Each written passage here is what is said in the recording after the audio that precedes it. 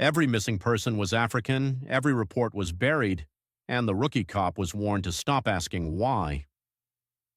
Jin sat in the flickering fluorescent hum of the precinct's basement archive, her fingers tracing the edges of 7 identical folders, the touch deliberate, almost reverent, as if the paper itself held the weight of erasure. Each one bore a different name, a different face, but the same outcome. Missing, no follow-up, no resolution. The files felt deliberately incomplete, as if someone had surgically removed the parts that mattered most, leaving only skeletal bureaucracy behind. She laid them out in chronological order across the metal table, the overhead light casting harsh shadows that turned her hands into silhouettes against Manila. Kwame Mensah, Amara Diallo, Blessing Ease, all African, all last seen in Itaewon. All reported by friends who were never called back. Her breath caught, visible in the basement's November chill, as she noticed something no one else had logged.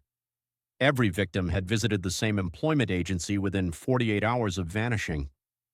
The neon glow from the street above bled through the narrow window, painting her hands in alternating shades of pink and blue, her skin shifting between warm and cold light. Jin's jaw tightened, teeth pressing together as she whispered to the empty room, her voice swallowed by concrete and secrets. Patterns don't disappear by accident. The overhead light buzzed once, a mechanical death rattle, then died, plunging the archive into darkness thick enough to taste. Jin didn't move, her spine rigid against the metal chair, pulse suddenly loud in her ears. In the darkness, she heard footsteps descending the stairs, measured, unhurried, the cadence of someone who owned the space. Captain Park entered with the measured gait of a man who'd perfected the art of gentle intimidation, each footfall deliberate, weight distributed like a predator testing ice. His silver-rimmed glasses caught the emergency exit light as he smiled. Warm on the surface, the corners of his mouth lifted in practiced concern, but his eyes remained flat, arctic, reflecting nothing. Officer Okafor. His voice was honey over gravel, the consonants soft but the undertone sharp. Still here? Jin straightened, vertebrae clicking, instinctively covering the files with her forearm, the movement too quick, too defensive, her body betraying what her face tried to conceal. Just reviewing cold cases, sir. Trying to learn the system.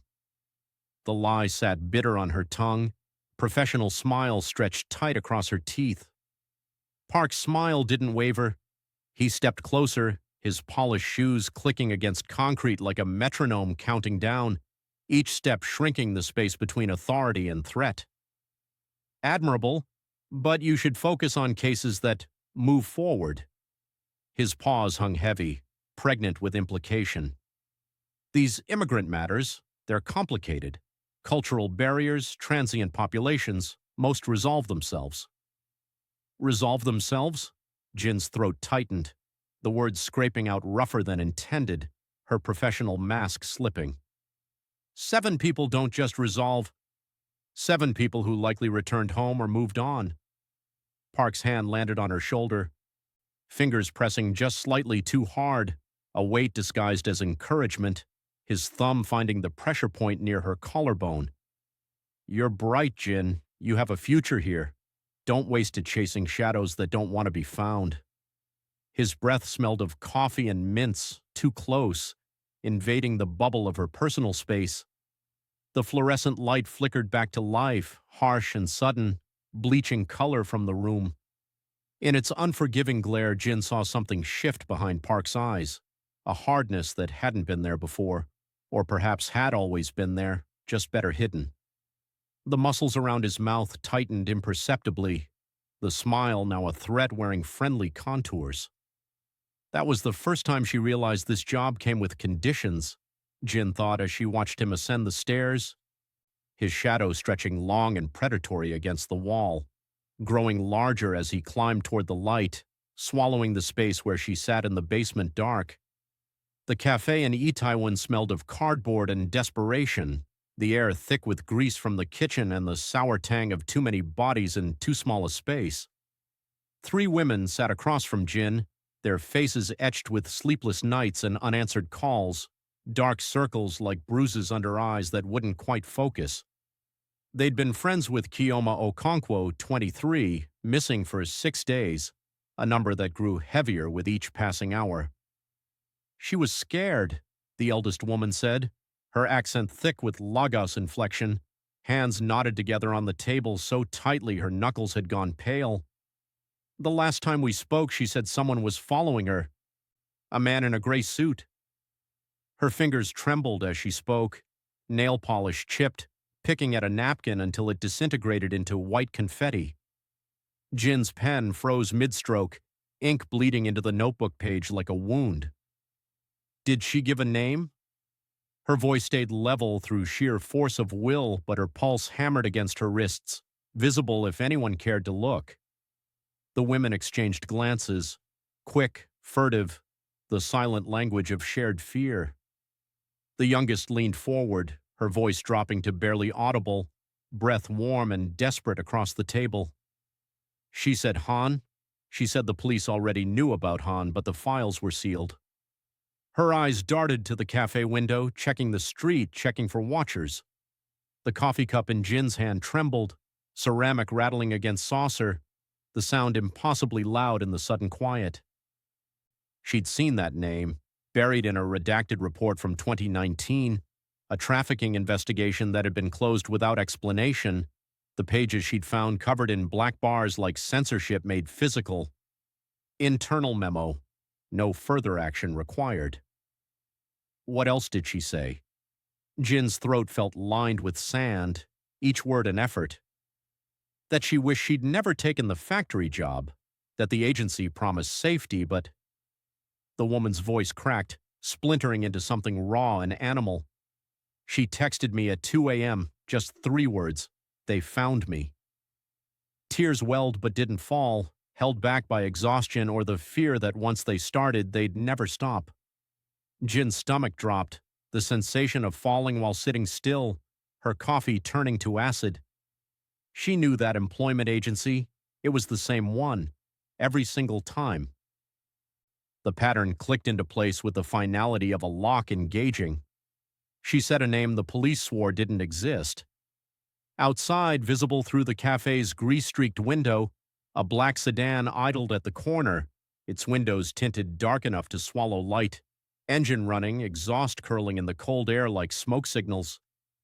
Someone behind that glass was watching. Someone was always watching.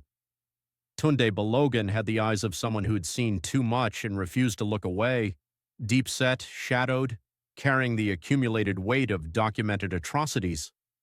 He met Jin in a parking garage, the concrete tomb echoing their footsteps, his journalist's backpack slung low, filled with evidence that could burn the city down.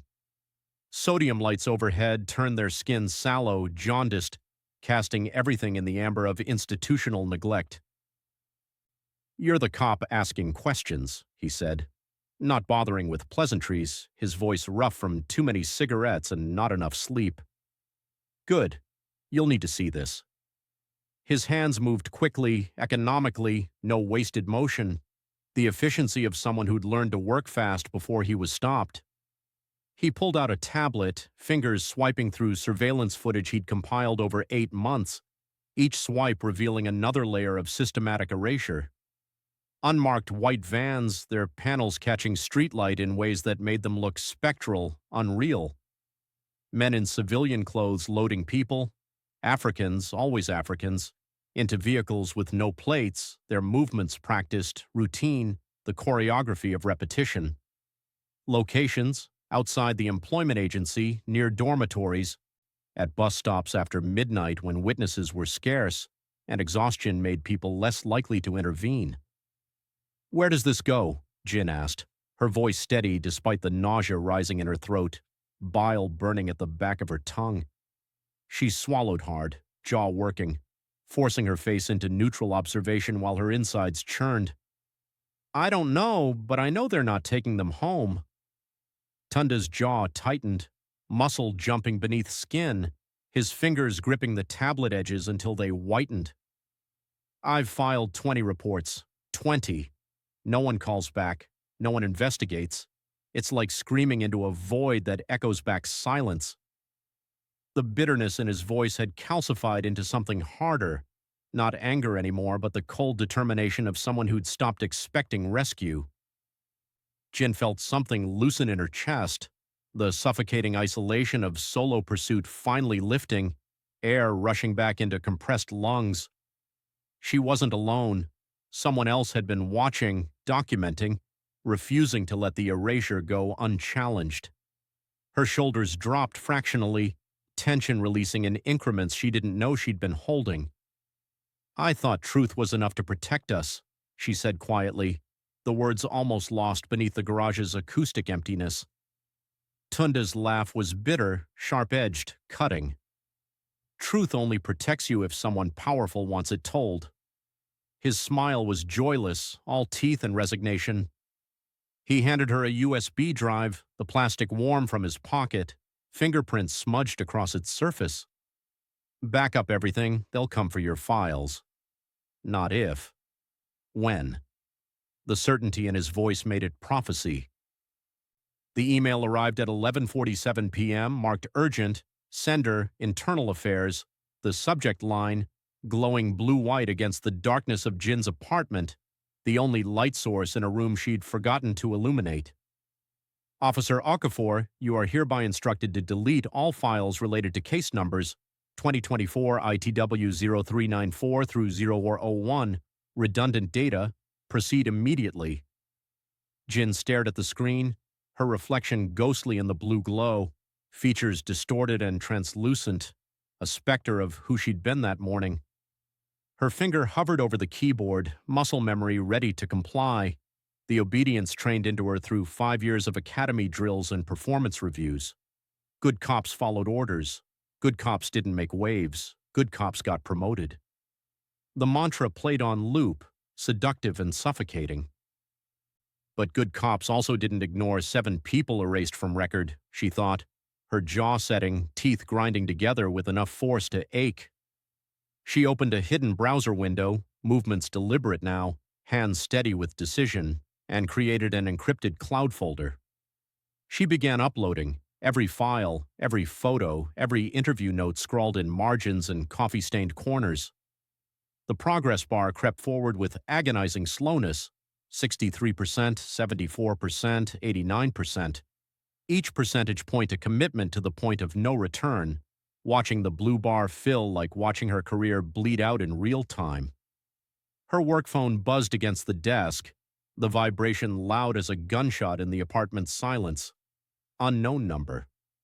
The screen's glow painted her face in cold light, hollowing her cheeks, deepening the shadows under her eyes. Delete the files. This is your only warning. Jin's hand shook, a tremor starting in her fingers and radiating up her arm, adrenaline and terror making her body betray the calm she tried to project. She hit complete upload, the click final and irreversible, then opened the precinct database and clicked delete all. Her stomach lurched with the action, the sensation of stepping off a ledge. The screen went blank, white, empty, like nothing had ever existed there at all. That click changed everything. In the hallway outside her apartment, footsteps paused, floorboards creaking with redistributed weight, someone standing still, listening, breathing on the other side of her door. Waited. The silence stretched, elastic and terrible, then retreated, footsteps receding with the same measured patience they'd arrived with, whoever it was content to let her know she'd been found. The summons came during morning roll call, casual, bureaucratic, fatal, delivered by Sergeant Kim in a voice that pretended this was routine. "Officer Okafor, report to Internal Affairs after shift." The words fell like stones into still water, ripples of silence spreading outward as other officers processed the implication. Jin's stomach turned to ice, cold spreading from her core to her extremities, fingers going numb. Around her, fellow officers avoided eye contact, suddenly fascinated by their boots, by the bulletin board, by anything that wasn't the condemned woman in their midst. Han Min-jae, seated 2 rows back, gave her a sympathetic smile that didn't reach his eyes, the expression perfectly calibrated, the right amount of concern masking something else entirely. The IA office was sterile white, designed to amplify guilt, every surface reflective and harsh, stripping away shadow and the comfort of concealment. The investigator, a woman with a face like carved granite, all sharp planes and hard angles, slid a printed document across the desk with the deliberate slowness of someone revealing a winning hand. Your computer activity has been flagged. Unauthorized access to sealed files, communication with external parties regarding ongoing investigations. She leaned back, fingers steepled beneath her chin, the gesture professional and predatory. Care to explain? The question was rhetorical. Her tone made that clear. This was theater, the verdict already written. I was reviewing cold cases for training purposes. Jin's voice came out steadier than she felt, the lie mechanical, unconvincing even to her own ears. You copied classified documents to a personal cloud account at 11:52 p.m. last night. The investigator's voice was flat, emotionless, reciting facts like a coroner listing cause of death. The air left Jin's lungs in a rush, her diaphragm seizing. They'd been monitoring her in real time, every keystroke, every search, every desperate attempt to preserve evidence had been cataloged, weaponized, turned into the rope for her hanging. Her hands gripped the armrests, knuckles white, nails digging into cheap vinyl. You're suspended pending full review, badge and weapon, now. The command was clipped, final, no room for negotiation. Jin's hands moved mechanically, autopilot taking over while her mind reeled, unbuckling her belt with fingers that felt disconnected from her body. She placed her service weapon on the desk, the metal heavy and cold, then reached for her badge. It felt heavier than it should, the weight of everything she'd sacrificed to earn it, every compromise, every swallowed word, every moment of making herself smaller and quieter and more acceptable, condensed into 4 ounces of metal and enamel. Once they watch you, they never stop, she realized, watching the investigator lock her identity away in a manila folder marked disciplinary action, filing her existence into administrative oblivion. Outside, beyond the frosted glass and institutional walls, another girl was reported missing. The 7th name became the 8th. The machinery continued its function, indifferent to interruption. The article dropped at 6 a.m. like a grenade into still water, the explosion delayed but inevitable. The invisible vanishing, how Seoul's system erases African lives, Tunda's byline in bold. Jin's encrypted files transformed into undeniable evidence, photographs sharp enough to identify faces, timelines cross-referenced with official records that proved the lies, testimony from families the police had never called back, their words finally given weight and witness. Jin read it on her phone from a cafe 3 blocks from her apartment, positioning herself with her back to the wall, eyes on the entrance, her coffee growing cold as the comment section exploded into warfare. Some demanded investigations, their outrage performative but potentially useful. Others called it foreign interference, fake news designed to damage Korea's reputation, the nationalism reflexive and vicious. The government issued a statement by noon, the language carefully constructed to sound responsive while promising nothing, allegations under review, no evidence of systemic failure.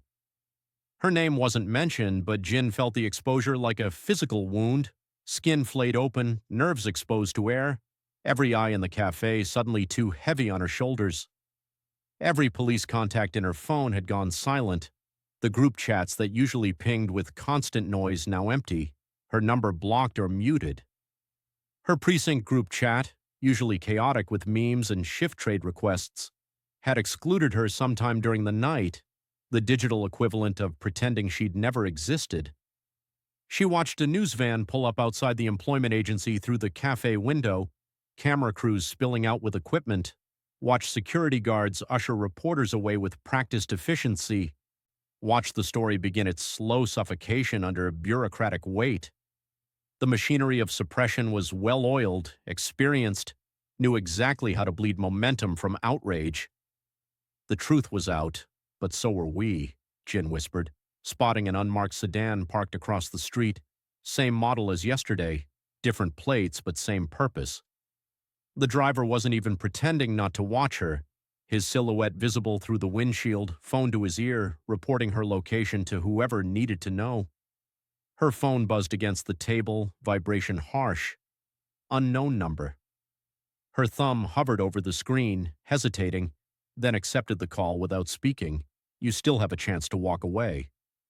The voice was electronically distorted, gender and identity obscured, but the threat was crystal clear. Jin ended the call, set the phone face down, and ordered another coffee she wouldn't drink. Walking away required somewhere safe to walk to. That place no longer existed.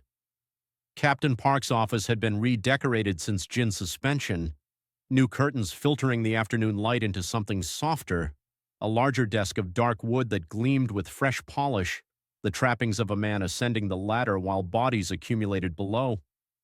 He gestured to the chair across from him with the magnanimity of a king granting audience, his movements expansive, generous, the performance of benevolence. Jin. Her first name, spoken like intimacy, like he'd earned the right to familiarity through this act of mercy.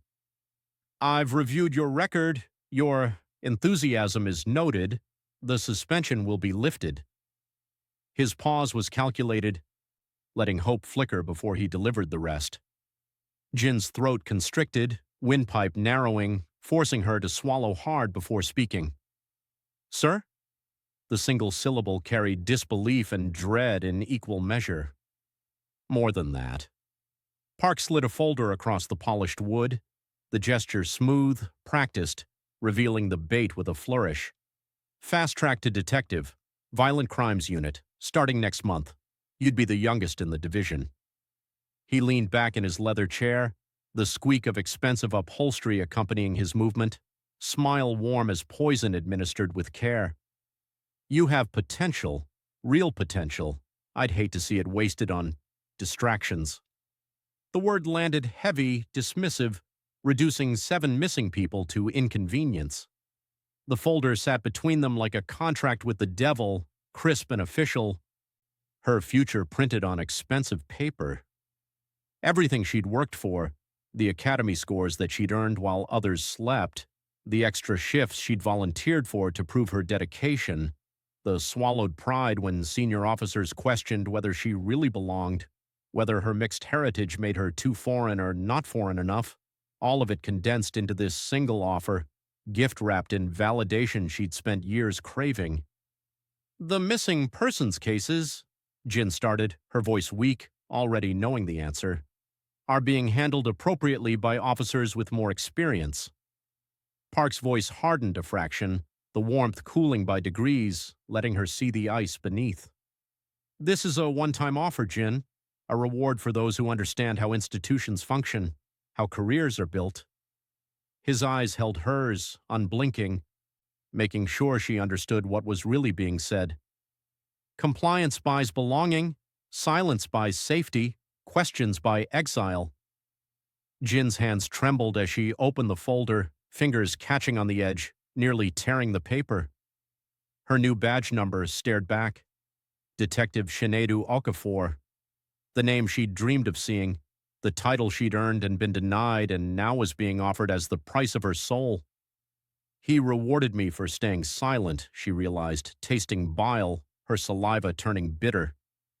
The promotion wasn't recognition of her work, it was payment for her complicity, a bribe dressed as advancement. Outside the window, beyond Park's shoulder, the unmarked sedan remained in the parking lot, waiting, always waiting, making sure she made the right choice. Han Min-jae found her at the convenience store near her apartment, his appearance so perfectly timed it could only be surveillance, his rumpled jacket and easy smile the picture of harmless bureaucracy, of a colleague who'd stopped by chance. He paid for her ramen without asking, sliding bills across the counter before she could protest, then followed her outside into the October night where sodium lights turned everything jaundiced and unreal. Heard about the promotion. Congratulations. His voice carried genuine warmth, or a perfect imitation of it, the kind of fake sincerity that came from years of practice wearing friendly masks. Jin unwrapped her chopsticks with mechanical precision, the wood splintering under her grip, focusing on the task to avoid his eyes. Didn't realize good news traveled so fast. I keep my ear to the ground. Min-jae lit a cigarette, the flame briefly illuminating his face in orange and shadow, exhaling blue smoke into the October chill. Look, I know things have been complicated. The suspension, the article, you're caught in crossfire that isn't your fault. His tone was conspiratorial, us against them, building false solidarity. Isn't it? Jin's voice was flat, unconvinced, stirring noodles she had no intention of eating. You were doing your job, thoroughly, maybe too thoroughly for some people's comfort. He glanced around, left, right behind, the paranoid theater of someone sharing secrets, then lowered his voice to just above a whisper. I have access to the immigration transfer logs, the real ones, not the sanitized versions. If you wanted to see where those employment agency workers actually went, destinations, dates, processing officers, I could get you in. Jin's pulse quickened despite her suspicion, her body responding to hope even as her mind screamed trap. Why would you do that? She kept her eyes on her food, not trusting herself to look at him without revealing too much. Because I've been watching this happen for 3 years, and I'm tired of being complicit through silence. Min-jae's eyes held something that looked like genuine disgust, his mouth twisting with what could have been self-loathing or exceptionally good acting. Park thinks everyone has a price. Mine isn't a promotion, it's sleep. The confession sounded real, vulnerable, raw, the kind of truth that built trust. He handed her a keycard, the plastic still warm from his pocket, body heat transferred like evidence of humanity. Server room, 3rd floor, after midnight, security's minimal. 30 minutes, in and out. The instructions were precise, practiced, too perfect not to be rehearsed. I thought he was helping me, Jin reflected, pocketing the card as Min-jae disappeared into the neon-soaked street, his silhouette dissolving into the crowd of night shift workers and late commuters, becoming just another forgettable face in Seoul's endless procession. The ramen tasted like ash, cardboard, and regret coating her tongue. She ate it anyway, forcing herself through the motions of normalcy while her world continued its spiral into consequence. The second IA summons came 48 hours later, delivered by a stone-faced officer who waited in her doorway while Jin gathered her things, his presence making it clear this wasn't optional. The room was the same sterile white, but this time 2 investigators sat across from her, their expressions calibrated to project disappointment rather than anger, the gentle cruelty of parents disciplining a wayward child. Officer Okafor, we need to discuss your relationship with journalist Tunda Balogun. The female investigator's voice was soft, almost kind, the tone making the accusation somehow worse. Jin's blood turned to ice water, cold flooding her veins, her fingers going numb where they gripped the chair. I don't have a relationship with... You met him in a parking garage on October 12th. Duration, 43 minutes. You accepted a USB drive from him. The female investigator slid a photograph across the table, grainy surveillance footage showing Jin and Tundi in profile, timestamp burned into the corner like a brand, the image proof and prophecy combined. That's a crime scene reporter. You're a suspended officer with access to confidential files. She let the implication hang, unspoken but deafening. I was conducting follow-up interviews for cold cases. Jin's defense sounded weak even to her own ears, the lie transparent, unconvincing. You were leaking evidence to the press. The male investigator leaned forward, his voice almost gentle, understanding, the empathy tactical. We understand the pressure, wanting to make a difference, prove yourself. But there are channels, procedures. You bypass them all. His eyes held manufactured sympathy, the kind that came with handcuffs. Jin's mind raced, panic clawing up her throat, threatening to choke her. The USB, the cloud upload, the cafe meetings, all documented, all weaponized. Every attempt at justice transformed into evidence of her guilt. But she'd been so careful about the server room access. No cameras, Min-jae had said. Unless... The realization hit like a physical blow, stealing her breath. We also have testimony from Officer Han Min-jae regarding suspicious inquiries you made about restricted immigration databases. The words came from far away, distorted, underwater. The world tilted, gravity shifting, the room spinning while Jin remained frozen. Min-jae, the helpful colleague, the whistleblower with a conscience, the ally in the darkness. He'd handed her the rope and watched her tie the noose, had probably stood outside the server room timing her access, documenting her crime with the same precision she'd documented theirs. Someone had already decided my guilt, Jin realized. Watching the investigators exchange satisfied glances, the conclusion foregone, the trial mere theater. You're terminated, effective immediately, criminal charges pending. The male investigator stood, gathering his files with bureaucratic efficiency, already moving on to the next case, the next casualty. Jin sat in the white room, no longer Officer Okafor, just a name on a criminal complaint, another cautionary tale about what happened when you refused to look away.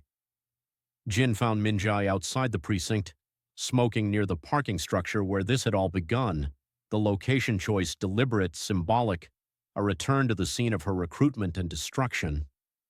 Rage burned through her suspended state, years of training in de-escalation evaporating like morning fog under sun, leaving only the white-hot core of betrayal. You set me up. Not a question, a eulogy. Her voice was steady, cold, each word deliberate as a knife stroke.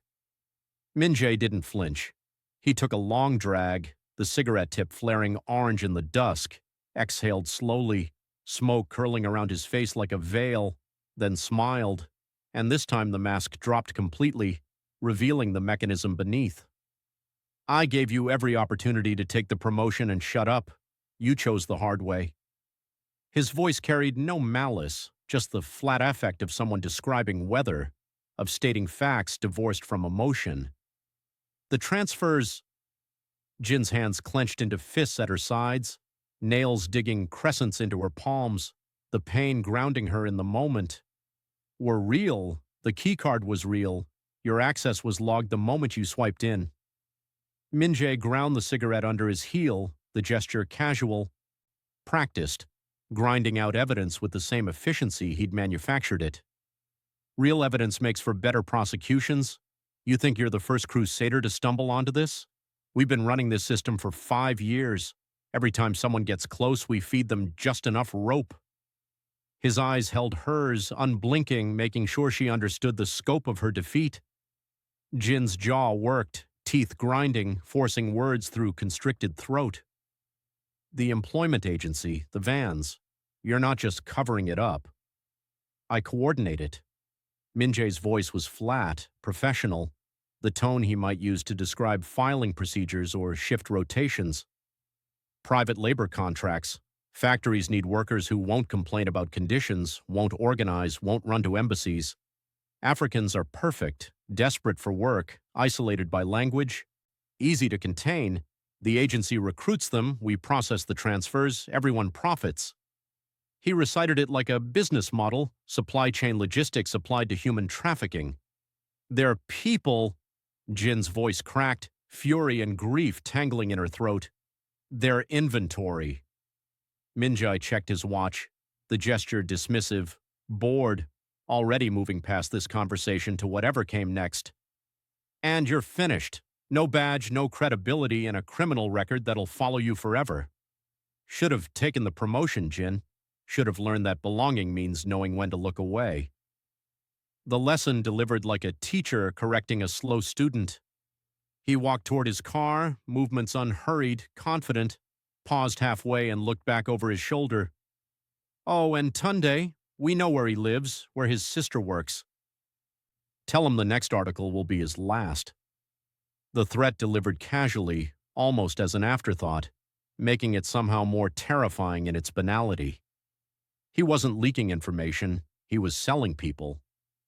Jin stood alone in the parking structure, the weight of her destroyed career suddenly insignificant compared to the machinery she'd uncovered, dwarfed by the realization that this wasn't corruption. It was system, organized, efficient, designed to function exactly as intended. The concrete around her felt like a tomb, the shadows deepening as evening fell, swallowing her into the city's indifferent darkness. The arrest warrant arrived via email at 3 a.m. Evidence tampering, obstruction of justice, theft of confidential materials, each charge listed with clinical precision. Jin's hands shook as she read, the phone's blue light harsh against her face in the bedroom darkness, each one technically true, each one carefully constructed to bury her credibility before she could speak, to transform victim into perpetrator with the alchemy of legal language. Her phone rang, shattering the silence. Tunda. She answered without speaking, waiting. They're moving another group tonight. My source at the agency says a van's picking up 6 people at midnight, address attached. His breathing was rapid, panicked, words tumbling over each other. Jin, this is it. If we don't stop this one, I'm not a cop anymore. I can't. The protest automatic, hollow, the refuge of someone still pretending the rules applied. Then what are you? The question hung in the air like smoke, like accusation, like the only thing that mattered. Jin looked at her empty badge holder on the nightstand, at her service weapon already surrendered and logged into evidence, at her entire identity as Officer Okafor dissolved by bureaucratic decree, erased as efficiently as the people she'd tried to save. She'd spent 5 years proving she belonged, earning the uniform through double effort and swallowed pride, enduring every microaggression and proving ground twice as hard because her skin said she didn't fit the mold, because her mixed heritage made her perpetually other in a system that demanded homogeneity. And for what? To watch the system she'd believed in traffic human beings like cargo, to be rewarded for silence and punished for witness? Her laptop pinged, the sound harsh in the pre-dawn quiet. News alert, African woman, 24, reported missing in Itaewon. 8th disappearance this year. The photograph showed a young woman with braided hair and hopeful eyes, smile bright with the kind of optimism that came before the world taught you better. Ngozi Adeyemi, engineering student, last seen leaving the employment agency with a promised factory position and dreams of sending money home. They wanted me gone before the next girl disappeared, Jin whispered to the empty room, the truth settling into her bones with the weight of inevitability. She opened her drawer and pulled out the spare phone she'd been too paranoid to surrender, the one she'd bought with cash and registered under a false name, her final insurance against total erasure. One decision remained, binary and absolute, stay safe and invisible. Or burn the belongings she'd fought for and become something else entirely, something without badge or authority, without the protection of institution, without anything except the truth and the willingness to wield it like a weapon. Her thumb hovered over the screen, then pressed. Tunde's coordinates loaded, blue pin dropping on a map of Seoul's industrial district. Jin began to dress, pulling on dark clothes, lacing boots, moving with the muscle memory of 5 years in uniform toward a purpose that had nothing to do with the law. Rain hammered the pavement in sheets, turning Seoul's streets into rivers of reflected neon, pink and blue and electric green, fragmenting across wet asphalt like shattered stained glass. Jin stood at the edge of the precinct parking lot, her badge in one hand, the weight of 5 years condensed into cold metal and broken promises, the surface slick with rainwater that made it hard to grip. She'd earned this badge, bled for it, literally, the scar on her left forearm from academy training still visible when the light hit right. Endured whispers about diversity hires that followed her through locker rooms and briefings, questions about whether she really understood Korean procedures delivered with smiles that didn't reach eyes. She'd worked double shifts until exhaustion made her vision blur, memorized every regulation until she could recite them in her sleep, made herself smaller and quieter and more acceptable until the uniform finally fit, or until she'd compressed herself enough to squeeze into the shape they'd predetermined for her. Now it felt like a costume for someone else's play, a prop in a performance she'd never agreed to star in. Jin walked to the storm drain at the lot's edge, where rainwater rushed toward the sewers with the sound of something dying, urgent, and inevitable. She held the badge over the opening, watching droplets beat on its surface, the enamel colors bleeding together under the water's distortion. One choice, one moment. Everything after would be consequence, criminal charges, exile, possibly worse. But at least it would be hers. The badge slipped from her fingers, not dropped but released, surrendered, and disappeared into the water with a sound like a stone dropping into a well, the splash swallowed by rain and rushing current. No echo, no ceremony. Just gone, tumbling through darkness toward whatever sewers carried the city's discarded things. That was the sound of belonging ending, Jin thought, feeling the weight lift from her chest and crater simultaneously, the relief of no longer pretending, the terror of free fall without net or promise of landing. Her phone buzzed against her ribs, vibration harsh through soaked fabric. Tunde's message glowed against the screen's rain-spattered surface. Van leaves in 90 minutes. Destination attached. This is your last chance to walk away. Jin typed back with numb fingers, rain making the screen slippery, each letter requiring deliberate pressure. I'm already gone. Send the address.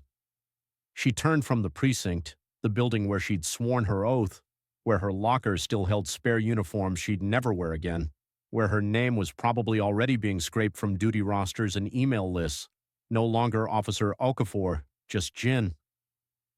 Just someone who'd seen too much to stay quiet. Someone who'd chosen witness over comfort.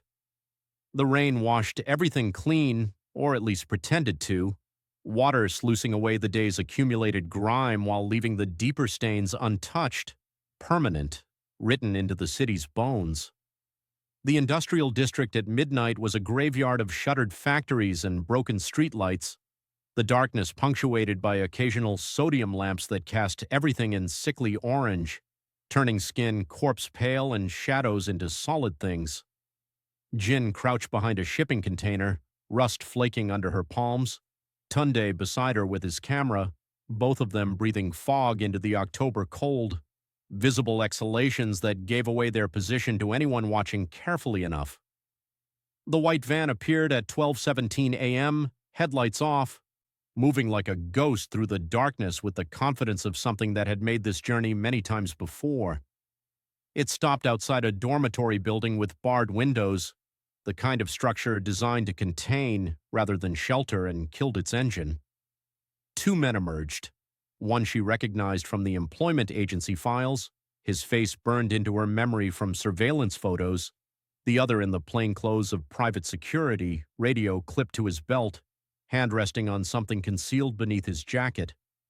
6 people filed out of the building in single file, movement sluggish with exhaustion or fear or the pharmaceutical cooperation of sedatives.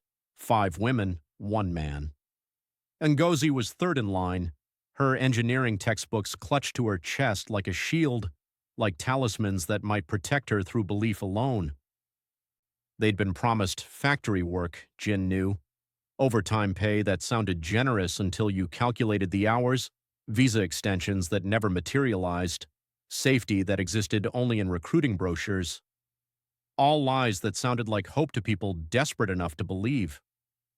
We move when they're loading, Jin whispered, her breath warm against Tunde's ear, close enough to feel his pulse hammering in his neck. Cameras first, record everything. Evidence first, always. The cop training still firing through neural pathways even after the badge had drowned. And then? Tunde's voice shook, adrenaline and terror making it thin. Then we take the van. The words sounded insane spoken aloud, stripped of the righteous fury that had sustained them through planning, reduced to their criminal essence. Tunde's eyes widened. Whites visible even in the darkness, his grip tightening on the camera until his knuckles cracked. Jin, that's kidnapping? Theft? I'm already facing 10 years. Her voice was steel wrapped in exhaustion, the flat affect of someone who'd already calculated the cost and decided it was worth paying. What's a few more charges? The question rhetorical, bitter, the laugh that wanted to escape strangled in her throat. The men opened the van's rear doors, interior light spilling out yellow and harsh. Ngozi hesitated at the threshold, her instincts screaming what her desperation couldn't afford to hear, the animal part of her brain recognizing predator even when rational thought insisted this was salvation. One of the men grabbed her arm, fingers digging into flesh hard enough to bruise, shoved her forward with casual violence born of repetition. Jin moved. She crossed the distance in seconds, her body remembering academy training even as her mind screamed about jurisdiction and authority and all the protections she'd just surrendered. Muscle memory overriding thought, the way her weight shifted, the angle of approach, the targeting of vulnerable points. The first man went down hard, her elbow connecting with his temple, his radio clattering across asphalt with a plastic crack that sounded impossibly loud. The second reached for his phone. Tunda tackled him, camera swinging wild, lens capturing everything in chaotic frames, pavement, sky, struggle, evidence accumulating in real time. "Run!" Jin shouted to the confused workers, her voice raw with urgency, switching to Korean then back to English. "Balri!" Quickly. Her hands gesturing frantically, universal language of escape. Ngozi stared at her, recognition flickering across her face, confusion warring with hope. "You're the police officer." "Not anymore. Run." Jin's voice cracked on the command, desperation making it harsh. 4 of them scattered into the darkness, survival instinct finally overriding the paralysis of confusion, disappearing between buildings like water-finding cracks. Ngozi grabbed Jin's arm instead of fleeing, her grip surprisingly strong, textbooks dropped and forgotten. "There are more, in the factory, 20, maybe 30. Her voice urgent, rapid, the words tumbling out in a rush of finally being heard. A car engine roared to life behind them, the van, driver still inside, lurching forward with a diesel cough. Jin sprinted after it, her boots pounding asphalt, lungs burning, fingers catching the door handle through sheer desperate momentum. She wrenched it open, physics and adrenaline combining. The driver swung at her, wild, panicked fist glancing off her cheekbone hard enough to snap her head sideways, stars exploding across her vision. She ducked the second blow, grabbed his collar with both hands, hauled him out onto the pavement with the leverage of falling body weight. "We had seconds before everything collapsed," Jin gasped, sliding into the driver's seat still warm from its previous occupant, the vinyl sticky with someone else's sweat. Sirens wailed in the distance, Doppler effect making them impossible to locate, coming from everywhere and nowhere.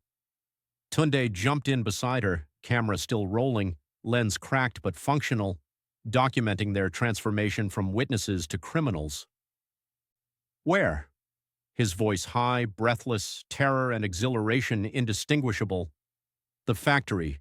Ngozi, show us." Jin's hands shook on the wheel, adrenaline making her fingers twitch, but her voice stayed level through sheer force of will. The girl climbed into the back, textbooks abandoned on pavement where dreams went to die, her voice shaking but determined. "East End, past the old textile district, but they have guards, locks."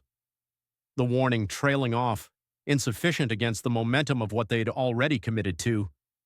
Jin slammed the accelerator, the van lurching forward, engine protesting.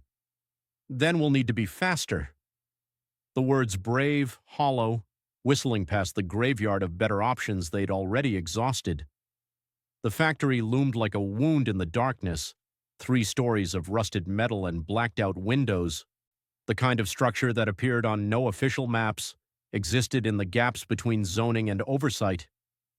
Jin parked the van 2 blocks away, hands trembling on the wheel, knuckles white from gripping too hard for too long. Police scanners crackled with reports of assault and vehicle theft, her name repeated with increasing frequency, her description broadcast to every patrol car in the district. Manhunt protocols, the procedures she'd memorized now deployed against her, the system's immune response to foreign bodies. "We can't get them all out," Tunda said quietly, his voice heavy with the weight of practical mathematics. 30 people, 2 rescuers, infinite variables of failure. Not tonight, not without... He didn't finish, the sentence trailing into the catalog of things they didn't have. Backup, authority, time, luck. No. Jin's voice was steady despite the chaos screaming through her nervous system, synapses firing fight or flight while she forced her body into something resembling calm. But we can make sure everyone knows they're here. Her hands moved with sudden certainty, pulling out her phone, screen brightness harsh in the van's darkness. She opened the encrypted cloud where she'd stored everything, case files with names and dates and the bureaucratic language of erasure, Tunde's footage showing vans and victims and the choreography of systematic disappearance, the immigration transfer logs Min-jae had led her to now cross-referenced with the agency's client list. Every name, every official who'd signed off on transfers to nowhere, every payment trail running from employment agency through shell companies to factory owners. The architecture of trafficking laid bare in spreadsheets and scanned documents. "What are you doing?" Ngozi asked from the back, her face ghostly in the phone's glow, eyes wide with something between hope and terror. Ending the silence. Jin's jaw set, teeth grinding, her thumb hovering over send. She typed quickly, her former training in evidence documentation now repurposed for demolition, chain of custody replaced with maximum distribution, careful preservation replaced with scorched earth. She compiled everything into a single devastating package, 37 pages of proof that couldn't be dismissed as conspiracy or foreign interference, or the grievances of people who didn't matter. Screenshots, timestamps, names with badge numbers, money transfers with bank routing codes. Everything documented with the same precision the system had used to document her guilt. Recipients loaded into the email field like bullets into a chamber. Every major news outlet, domestic and international, Korean and English language, respectable and tabloid. International human rights organizations with lawyers and investigators and the weight of global attention. The UN Refugee Agency, Seoul Metropolitan Police Internal Affairs, the same office that had terminated her, now forced to investigate their own. The president's office, opposition party leaders who'd weaponized this against their rivals. 47 emails, all sent simultaneously, the evidence fragmenting across servers and inboxes faster than suppression could chase. Subject line, "The invisible vanishing," complete evidence. Once it's everywhere, no one owns the truth, Jin whispered, her finger hovering over send, the gesture carrying more weight than when she dropped her badge. That had been surrender, this was detonation. She hit send. The phone buzzed immediately, the vibrations continuous, download confirmations arriving in rapid succession, auto replies triggering, then the real responses started flooding in. Journalists with questions, investigators requesting interviews, advocates offering legal support and witness protection. The machinery of exposure grinding to life, slow at first but accelerating, each opened email spawning forwards and calls and the viral spread of information that couldn't be recalled. Tunde's camera captured it all, the factory's dark bulk against darker sky, Jin's face in the dashboard light as she committed career suicide and called it justice, the moment when witness became weapon. His hand stayed steady despite everything, the journalist's instinct to document stronger than the human instinct to flee. "They'll come for us," Tunde said, not quite a question, the certainty making inquiry unnecessary. "Let them. By the time they arrive, the world will be watching." Jin's voice carried grim satisfaction, the kind that came from burning bridges with both hands and watching the flames spread. She called emergency services first, voice disguised, accent thickened, reported the factory address with the hysterical urgency of someone who'd barely escaped. Claimed to be a kidnapping victim, gave details specific enough to trigger immediate response. Then she called Korean BBC, switching to English, her diction precise despite adrenaline. Al Jazeera next, then Reuters. 30 seconds per call.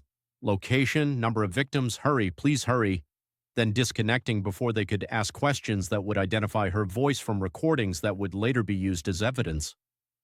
Lights flickered on in the factory's second floor, yellow squares appearing in the darkness like eyes opening. Someone had heard the sirens. Someone was moving the evidence, herding people deeper into the building or out through whatever exits they'd prepared for exactly this contingency. But it was too late. The truth was already loose, multiplying across servers and inboxes and the phones of journalists who'd been waiting for exactly this kind of story. The kind with documentation, with villains in official positions, with victims sympathetic enough to generate outrage. Too distributed to kill, too documented to dismiss, spreading through digital networks faster than suppression could propagate. The investigation took 6 weeks to dismantle what had been built over 5 years, the timeline compressed by international pressure and media attention that made covering up more expensive than exposing. Captain Park was suspended pending criminal review, his office sealed with tape, his confident ascension transformed into perp walk footage that played on loop. Minjai disappeared the night the evidence dropped, his apartment cleaned out with professional efficiency, his bank accounts emptied in a sequence of transfers through 3 countries, his entire existence erased as thoroughly as the victims he'd processed, becoming himself invisible through the same mechanisms he'd weaponized against others. The factory raid recovered 32 people, malnourished, traumatized, some bearing marks of restraint and violence, all of them documentation that photographs couldn't capture but testimony would eventually reveal. Ngozi testified before prosecutors, her engineering textbooks recovered from the pavement and returned to her, her voice steady despite trembling hands as she described the promises that had lured her and the reality that had trapped her. The employment agency was shuttered, its offices stripped by forensic teams who found recruitment quotas and payment schedules and the banality of evil reduced to Excel spreadsheets. 8 officials were arrested, mid-level bureaucrats mostly, the kind who'd processed paperwork without asking questions, or had asked and been rewarded for looking away. The news cycle churned for 2 weeks before moving on to the next scandal, a politician's affair, a K-pop star's retirement, the endless churn of attention that made yesterday's atrocity tomorrow's forgotten context.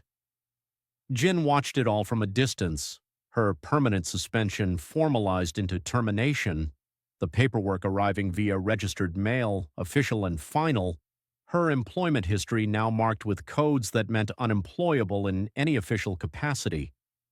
No charges filed against her, not officially. Too much international attention, too many questions about how a rookie cop had uncovered what entire departments had missed or ignored.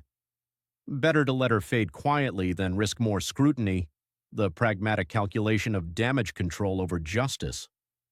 She walked through Itaewon on a Thursday afternoon, anonymous in a hoodie and jeans that swallowed her frame, her face hidden behind sunglasses despite the overcast sky.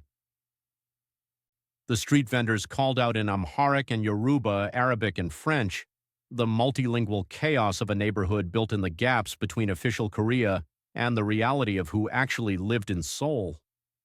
Life continued, resilient and stubborn, in the spaces the system tried to ignore or contain or exploit. Her phone rang, the vibration unexpected. Private number. Against her better judgment, against every instinct that screamed trap, she answered, thumb swiping right before rational thought could intervene. Officer Okafor. Park's voice stripped of its former warmth, the honey gone, leaving only gravel, harsh and bitter. You cost me 23 years of service. The accusation delivered flat, without inflection, somehow more damning for its lack of emotion. You cost people their lives. Jin's response automatic, the moral calculus simple even if the consequences were complex. I kept order, I processed complications efficiently. The system worked until you decided your moral clarity was more important than stability. His breathing was heavy, labored, the sound of someone who'd been drinking or not sleeping or both. Was it worth it? Your badge, your future, everything you sacrificed to earn acceptance, all gone. For what? 32 people who will be deported within the year anyway. The question designed to wound, to retroactively poison her choice with the futility of imperfect victory. Jin watched a group of African students laugh outside a cafe, their voices bright against the gray afternoon, their presence a defiant insistence on belonging despite systems designed to make them temporary, conditional, erasable. One of them noticed her staring, smiled and waved, the casual friendliness of strangers who shared something unspoken. "Justice doesn't always look like victory," she said quietly, her voice steady, certain, carrying conviction earned through loss. "But at least it looks like something." At least 32 people had names again. At least the machinery had been forced into visibility. At least the silence had been broken, even if the echo faded faster than she'd hoped. She hung up before he could respond, the gesture final. Blocked the number with quick taps, erasing the last connection to the institution that had defined her identity for 5 years. Kept walking, her stride purposeful despite having nowhere specific to go, the motion itself a refusal of paralysis. The memorial wall appeared 3 weeks after the raids, unofficial, temporary, but undeniable in its presence. Someone had painted it on the side of a building in Itaewon's heart, each missing person's name rendered in careful script, the calligraphy both English and Hangul, making the dead legible to everyone who passed. 37 names total, including the 8 from Jin's original files, the ones she'd found in that basement archive that felt like a lifetime ago. Jin stood before it as evening fell, the transition from day to night painting the sky in shades of bruised purple and dying orange. Her breath misted in the November cold, each exhalation visible and transient, proof of life in the descending darkness. Candles flickered at the wall's base, left by people who'd known the missing, who'd loved them, who'd been told their grief didn't matter enough to warrant investigation. The flames danced in the wind, threatening to extinguish but somehow persisting, stubborn small lights against encroaching dark. She found the first name she'd read in those basement files, her finger tracing the painted letters with the reverence of epitaph, the one that had started everything, the pattern's first visible thread. "Chioma Okonkwo," Jin said aloud, her voice steady despite the tightness in her throat, speaking to the wall and the darkness and anyone who might be listening. 23, engineering student. She wanted to send money home to her mother. The details recited like prayer, like testimony, like the only memorial that mattered. She was afraid, and she was right to be afraid, and I'm sorry we didn't find you in time. The apology inadequate, insufficient, the only thing she had left to offer. The words felt too small for the weight of erasure, too human for the machinery of systemic violence, too individual for the scale of organized exploitation. But they were true, and someone was listening. An elderly woman approached from the shadows, her face carved with grief that looked like bedrock, permanent and foundational. "My daughter's name is there, Amara." Her accent placed her somewhere in West Africa, her English precise despite the heaviness of sorrow. She touched Jin's arm, the contact gentle, seeking connection rather than comfort. "Thank you for remembering. I'm sorry I couldn't save her." Jin's voice cracked on the words, the professional composure finally fracturing, revealing the guilt beneath. "You made them see her. That's something." The woman's grip tightened, fingers pressing into Jin's forearm with surprising strength. "That's not nothing." The absolution offered freely, unearned, the kind of grace that Jin didn't know how to accept. Jin stayed until the candles burned low and the street vendors began closing their stalls, metal shutters rolling down with the finality of day's end. She traced each name with her eyes, memorizing them, carrying them forward into whatever came next, whatever employment she could find without police references, whatever life existed beyond institutions and badges and the promise of belonging through compliance. "If we remember them, they were never invisible," she whispered to the gathering darkness, the words half prayer and half promise, speaking to the wall and the dead, and the version of herself who'd dropped a badge into a storm drain and become something else. Somewhere in the city, another person was being promised a better life, Guaranteed employment, safe housing, visa assistance, all the lies wrapped in hope's language. Another agency was opening, different name but same function, the machinery adapting to survive exposure. Another system was finding its equilibrium, pressure released through prosecution of mid-level functionaries while the architecture remained intact, renamed but fundamentally unchanged. But tonight, 37 names glowed in candlelight, painted large enough that passing cars could read them, visible enough that erasure required active effort rather than passive neglect. And someone had spoken them aloud, given them breath and witness, insisted on their existence against the forces of forgetting.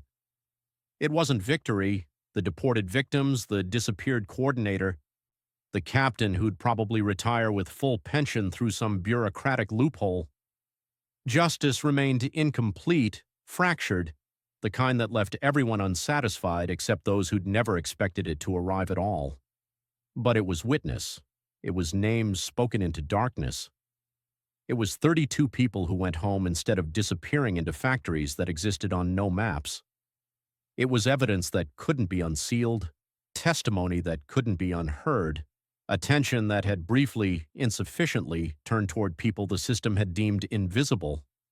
And sometimes, Jin thought, watching the candles gutter and reform, fighting wind through sheer stubborn persistence, sometimes that was how justice began, not with victory but with witness, not with institutions, but with individuals who refused to look away even when looking cost them everything they'd worked to build.